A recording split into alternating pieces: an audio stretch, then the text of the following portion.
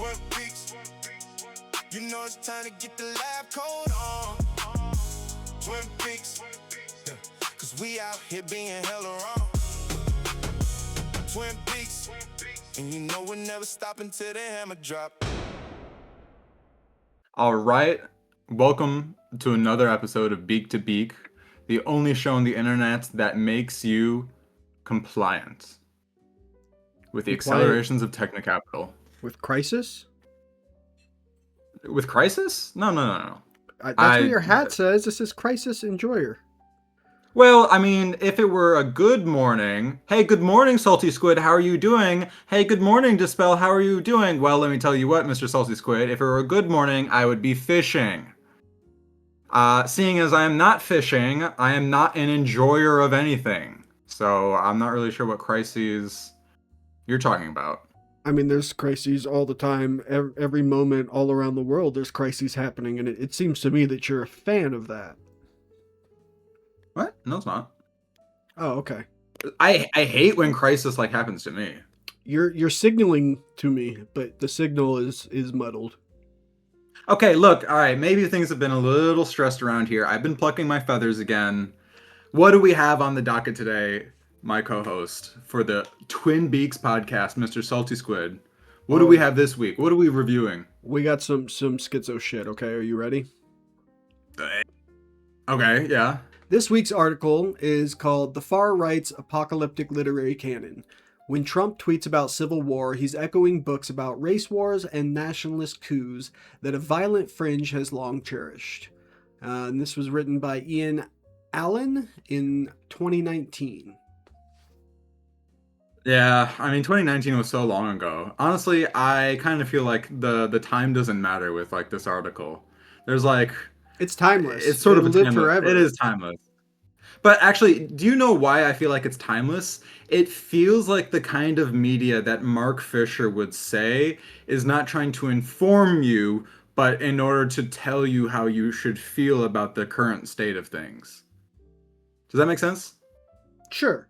Yeah, I mean, it's all emotion-based and it's narrative-based.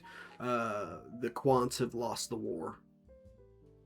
The quants, but like quants can have narratives too, and there can be narratives based on like facts, but like, I mean, like, his idea is that since objective truth has been abolished in almost like all scopes, good and evil are so interchangeable that the media has given up on trying to craft a informative civilian populace and instead is focused on soothing emotions but it's like contradictory. This is sort of a very anxiety inducing article, in all honesty, and I kind of hate that it's our article for this week, and I'm honestly looking for this episode to wrap up ASAP. I don't want to go into the details of this article because it kind of sucks. The apocalyptic literary canon of the far right kind of sucks. I thought you were a crisis enjoyer. This is a crisis, is it not? But like, the article is like crisis. Is that not the thing? Yeah, but I mean, that's pretty close to reality, no? I mean, but like, I don't know if this is like the contents of this article, which is basically like, I'll summarize it right now. There's a far right group of militias in buttfuck nowhere towns all over rural America who are just itching to do a race war. They're armed to the teeth.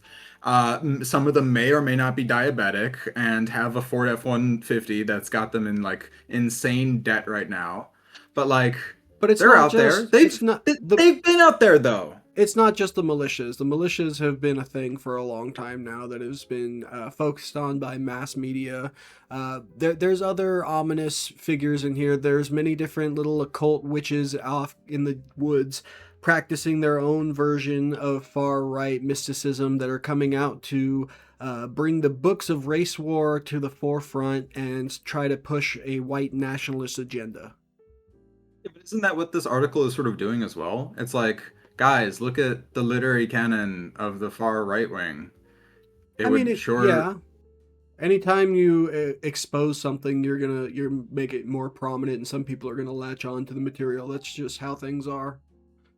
But I mean, you tried to convince me that this is like relevant to the modern day. And it is, yeah, obviously relevant to the modern day. We've had right-wing militias in America in rural settings sort of looming over the quote unquote civilian populace for a while, but like the parasocial distance of COVID combined with a president giving these same people accolades, yeah, the situation is Yeah. certainly different, but this article feels like it's just trying to make people anxious. And that's sort of like what the intro paragraph does. Like it tells you if you want to be right anxious, read the rest of this article.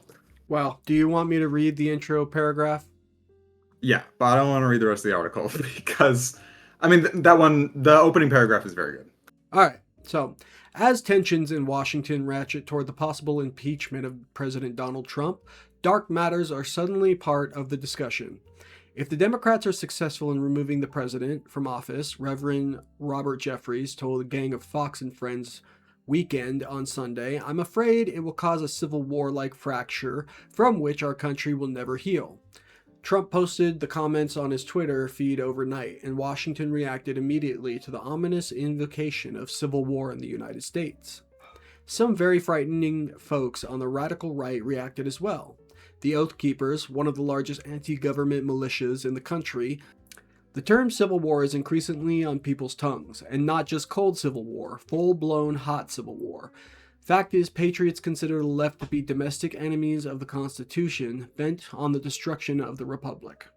I mean, he said this Trump posted the comment to his Twitter feed overnight in October of 2019, and it's like, yeah, I'm afraid it will cause a civil war like fracture from which our country will never heal. Yeah, they were already planning January 6th, according to Democrat hoax lies. I find it interesting that last part about the fact is patriots consider the left to be domestic enemies of the Constitution, bent on the destruction of the Republic. That's insane hyperbole and insane projection, because the people that are currently in power are the ones that are violating the Constitution left and right, violating people's Fourth Amendment rights, violating people's First Amendment rights, violating all kinds of parts of the Constitution. The president saying that he's going to run for a third term, which is unconstitutional. Like, it's just out the wazoo. They do not give a crap about the Constitution, and yet every time I look around, they're talking about how much they love it. True, but I mean, I feel like what's actually exaggerated about this article is this fantasy of a hot civil war. There's no war but psychic war, actually, Salty Squid. And it's like, yeah, the fact is that patriots consider the left to be domestic enemies of the Constitution bent on the destruction of the Republic. They're open about that hypocrisy. They love that hypocrisy because the hypocrisy honestly goes both ways. Like, you and I would consider the same people that are the subject of this sentence to be domestic enemies of the Constitution bent on the destruction of the Republic. Sure. The difference so is it's like- that we have facts on our side, whereas they have leaders who violate the Constitution on a daily basis. Correct, but we need facts and narrative. And if the narrative is crisis, crisis, crisis, hot civil war, I feel tired. And I feel like actually nothing ever happens. Like there is no hot civil war. Like Yeah, no, you know that that's a complete that fantasy. movie. It's never going to happen. This nation is way too large for that kind of thing to pop off again at this point. There's too many people with too many guns. I don't think that a hot civil war would be viable, at least not in a way that would be blue versus red, you know? I think there's way too Yeah. many people in the middle that would get in the way of it being a political thing. I've done some like research recently into like the Spanish Civil War. I mean, all 'Cause, wars are in some way political, but when you have such a outright far left and far right, blue versus red going against each other type fantasy, I just don't see it happening when there's so many people in the middle. Yeah. But I mean, like, I feel like it also sort of betrays an understanding of what a hot civil war would look like. Like, I feel like all of these like images painted by, I would consider this article slop articles like this, is that the sort of federal government has collapsed. Like all of the military assets, the surveillance architecture, like it does nothing. But like in the Spanish Civil War, there were battleships like bombing civilian cities. Like Mussolini literally invented carpet bombing in the Spanish Civil War. Um, that shit was brutal, and I don't think it's gonna happen again. And so like we're just left with this fantasy of just brother against brother, secret Hitler among all of us that we're all just gonna turn on each other. I mean, in this fantasy, the government has fallen because as long as Republicans are in power, if the right decided to rise up with guns, they would agree with them and send the military after us. So I'm not really sure how that fantasy works out. Realistic, but kind of anxiety inducing, not gonna lie. So I don't know. Yeah, I mean, I fully believe that if the right wing militias just decided to attack blue cities, that the federal government, wouldn't do anything about it. If anything, they would help Uh, them and send munitions. they would probably send them like flock camera, like surveillance or something like that. Just send them drones. Don't you want to be part of the flock, Salty Squid?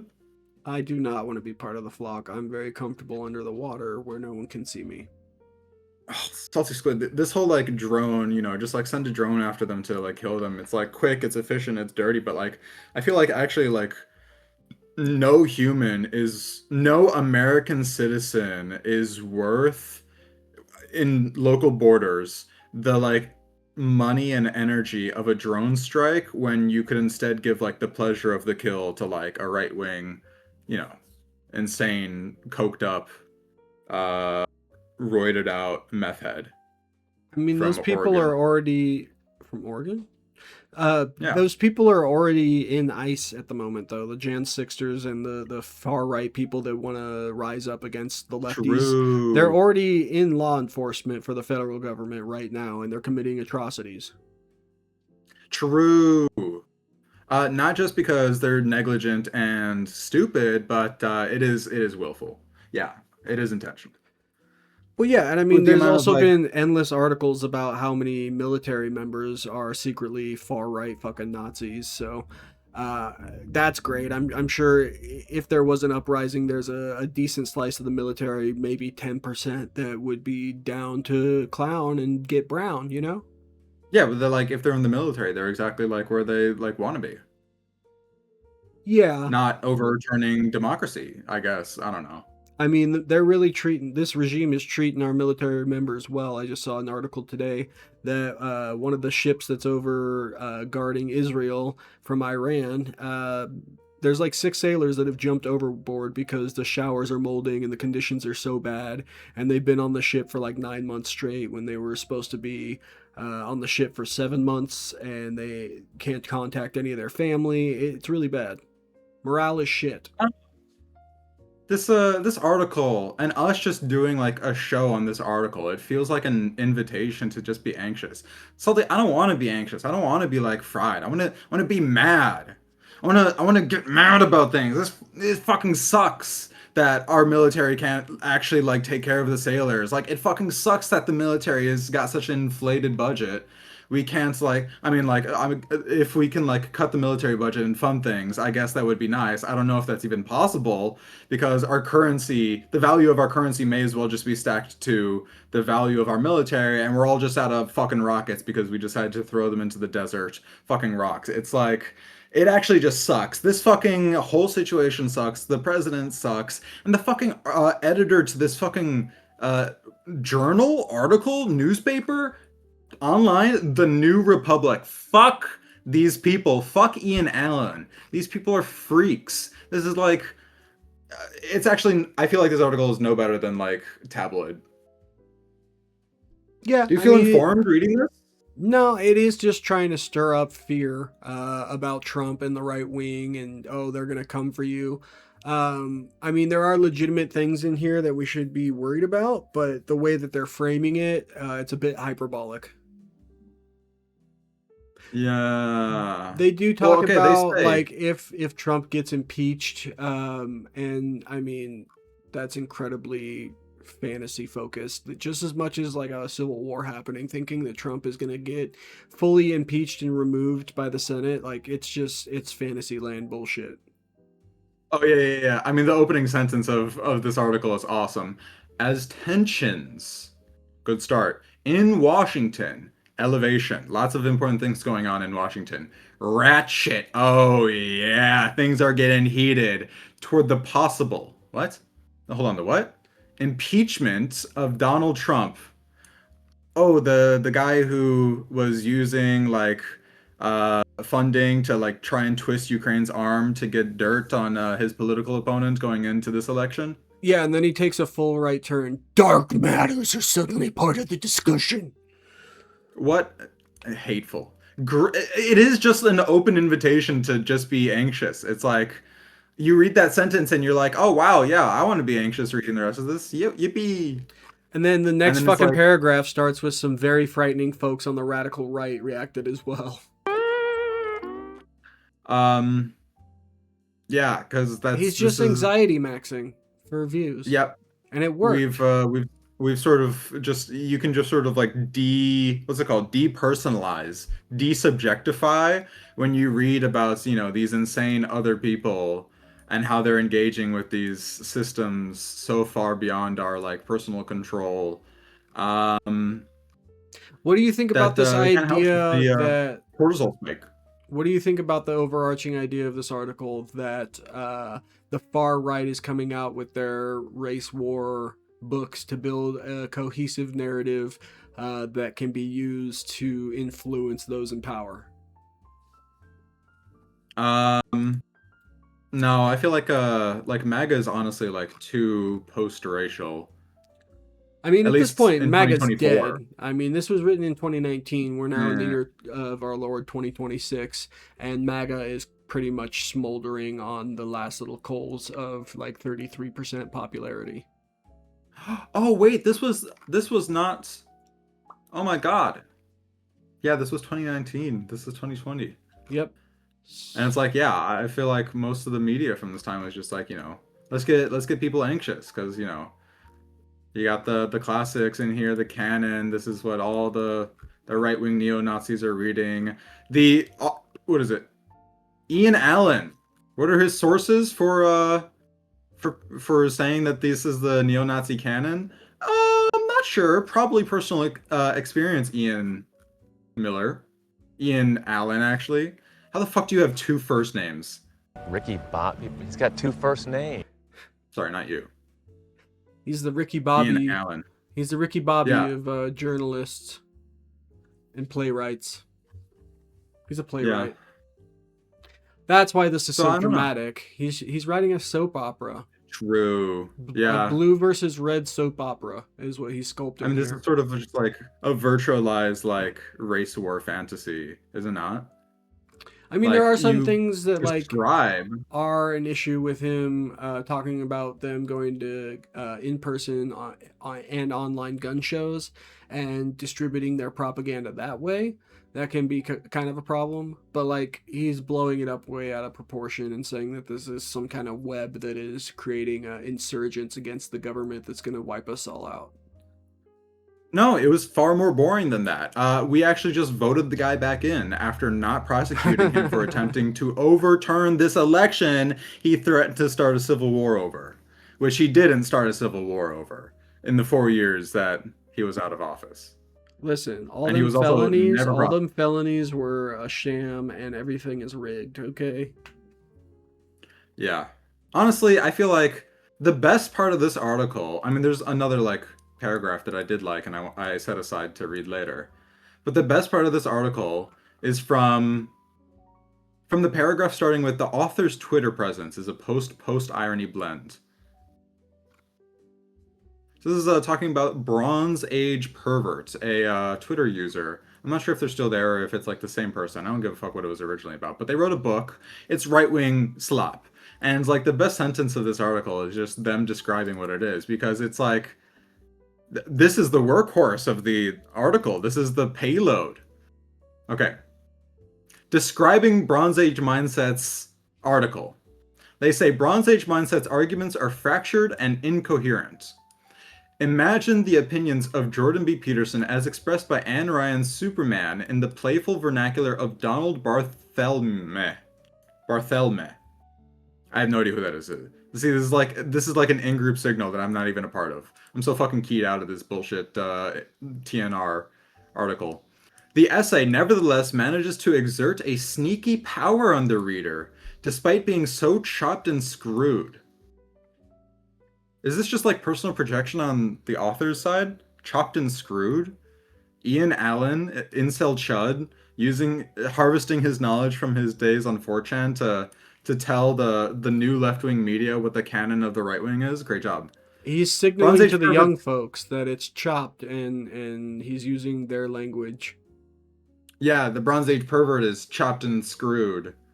And it's boorish, and it's homoerotic, and it's like this is so like He's signal drama boosting to theater everybody. shit. He's signal boosting to the lefties that are afraid of the right wing uprising. He's signaling to the young people using the chopped and screwed. He's signaling to the intellectuals with his perfect vernacular in some areas. He's signaling to everybody. This just like shatters the illusion of the article, doesn't it? Because like the entire illusion of the article going up to here is like, yeah, there's a bunch of like insane white nationalists in the countryside that want you dead and want to overturn democracy. And then it's like, Yeah, but oh, nowhere does it list how many fucking people that is. that's a quant appeal. This is a narrative appeal. Correct. And But I'm it's saying not very that the narrative convincing. still has an effect. He Undermines the narrative, I think. he tried the to hit us theme. with a fatality, and he just went way too overboard and completely failed and missed. Did zero It damage. feels like he's just acknowledging that, yeah, it was all just like anxiety bait, and actually, yeah, everything is completely fine. And it's like, I don't know, in an article like this, it feels distasteful in 2026 to go, yeah, this felt valuable. But that's why we read it for our audience and summarize it for them. Yeah, I don't want our audience reading this garbage. No. It's for us There's, to digest and puke the poison out, and for them to just listen to us ramble about it, and hopefully Our that baby birds! dilution will make it safe to consume. You adopted the baby birds. I actually had them. They're my eggs, but like spiritually. Yeah, that You're like, cloaca is torn up. We had to sew it up. Are you fucking kidding me? Bro, I shit out like 6 eggs every fucking year. And all I need is like calcium. What are you talking about? That thing's getting worn out. I mean, everybody gets old. Yeah, thank you, salty squid. I still love you and your floppy cloaca, though. What in the fuck is up with you? Don't talk about my floppy cloaca. Would you mind going to the paragraph that starts with, the point is not to say the harrowing plot of the Dark Millennium, by the way, literal like Yu-Gi-Oh reference probably, is about to come true. It is rather to acknowledge that there exists a broad far-right subculture, right? So, guys, you know, if you haven't gotten the bit, all the anxiety baiting that brought you onto this article that has very real pressing matters, and I completely accept as like frivolous and bullshit with my framing of the critique of Bronze Age perverts mindset. Again, the Dark Millennium, it's just a fantasy, guys. It's not true. But this is the touch of reality. This is how the author, Ian Allen, gets us to touch reality again. It's to acknowledge that there exists a broad, far-right subculture which is actively posting, plotting, and praying that it will come true. The plot of Dark Millennium will come true.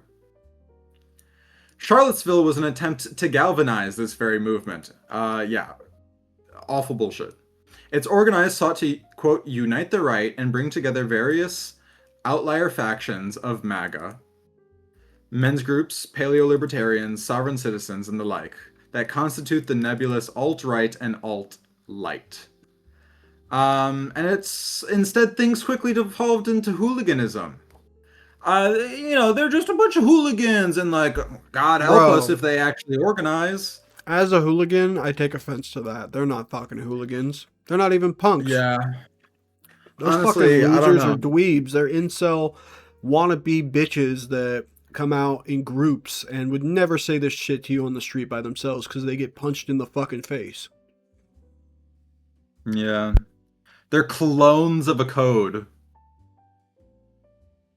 But that's the problem with atomization is people aren't spending time in the community with actual human beings, and they see this shit online and think it's a bigger deal than it actually is. Or you can still think it's a big deal and then take the steps necessary with your community to understand if they're ready. But like also be normal. Like you can't save everybody. Hold on, Salty Squid, don't you live in like one of these sort of towns where it's like everybody is like armed to the gills and like everybody knows each other and it's like Yeah, absolutely. yeah, you I are have one of infiltrated these... the rural MAGA zone. I am in undercover. Yeah, okay, so you're like one of these like far right wing nationalists that's plotting to take over the government under the guise of being an injured veterinary veteran. Clever. I can't comment. The article ends here with, what if the next Democratic debate kicked off with this question from the moderators? Senator Warren, let's say you win the election in a narrow victory. Rather than concede, President Donald Trump goes on live television and whips his crowd into a frenzy, exclaiming, "They're trying to steal the presidency from us. The time is now. Rise up and fight." How would you, as president-elect, respond? And that's an interesting question. Because Senator Warren would not be the person I would want to respond to that situation in any fucking reality. Yeah. Corpo Cuck, Democrat, neoliberal. How would you respond to fascists undermining you? Well, as long as they're good for business, they're probably good with her.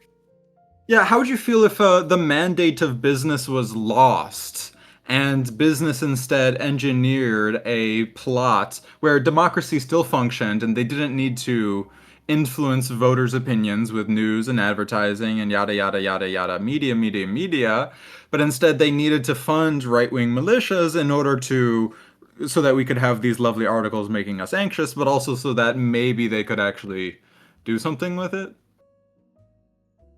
Yeah. Senator Warren? Senator Warren, any response? How would you start the strongly worded letter? The strongly worded letter. Letter. Strongly worded letter to Donald Trump saying the time is now, rise up and fight my far right wing militias. Excuse me, but you can't do that. The Constitution says that you cannot do that. And then Trump just says, I don't give a fuck. The people said I could do it. When he's referencing like 6 people, like all the billionaire CEOs, when he references the people, not the masses, but the people said that he could do it. Therefore, he has the power and the mandate. The people were wondering a couple things about the election. They had a couple questions, and I'm not here to say whether or not everybody's they're true. So curious. I'm just a curious guy. But it's democracy. We got to investigate these things. We got to be open. We got to be transparent about it. We got to do an investigation. People need to be involved in democracy. Thank you, Donald Trump. Of course. Yeah, these next elections are probably cooked. He's gonna fucking declare martial law, or he's gonna have the ICE fucking agents around the booths. It's gonna be awful. End the episode there. Or I can shit on the article one more time. The article ends with, quote, "We so-called normies must be prepared to answer for the right-wing violence." If you're using the word normie, you are not a normie. Like, shut the fuck up. This entire That was my fucking thought. As soon as I read this the first time, I was like, brother, you can't reference yourself as a normie while also writing this article. You're insane. Yeah, it is kind of cooked. You're way too in tuned with all of the online right-wing schizo. No, it's like a virus. Once you've got it, like obviously you've absorbed enough like internet radiation for you to come across that word and understand what it means, and then much less fucking write an article about it. It's the broke mind virus. It's all the brokies that are getting fucking trapped into this stupid fucking cycle. Yeah.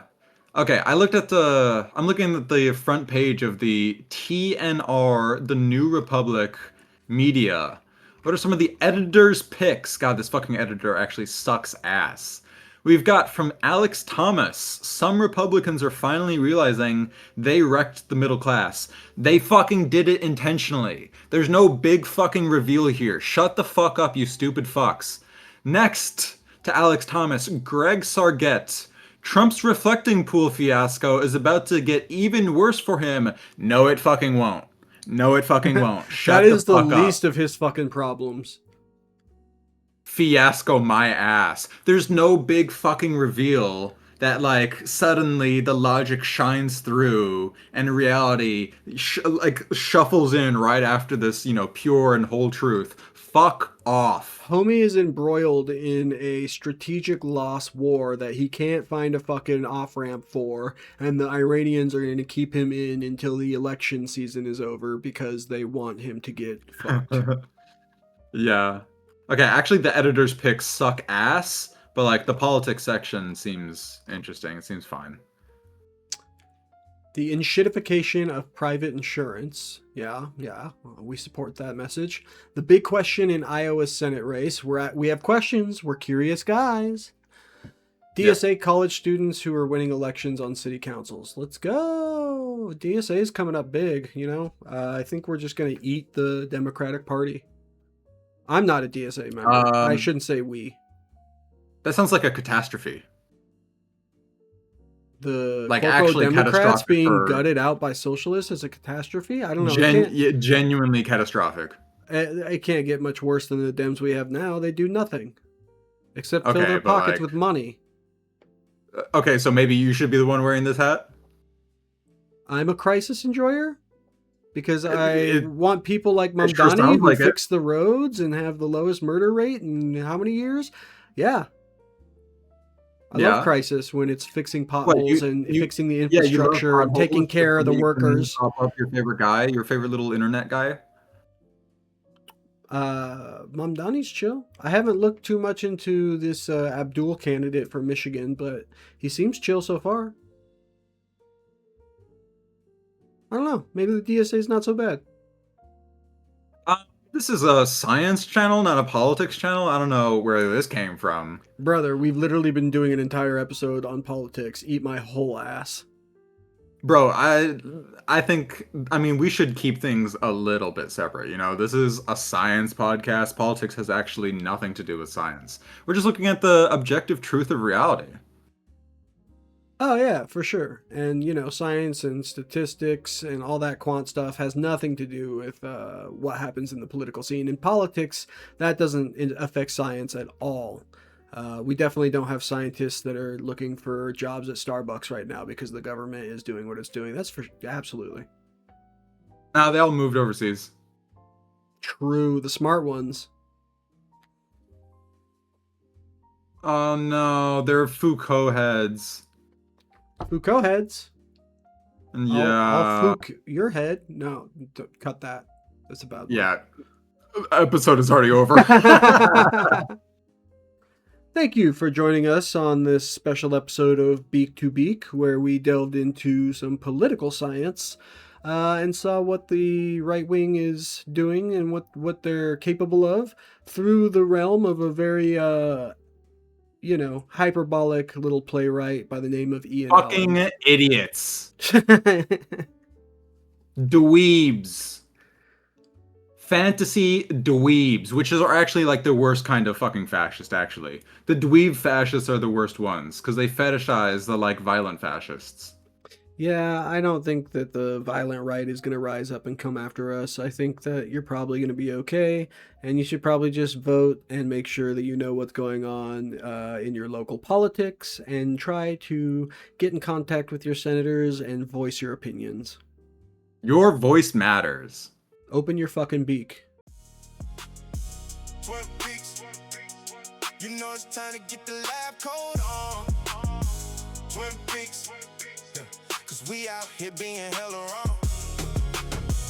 Twin Peaks. And you know we're never stopping till the hammer drop.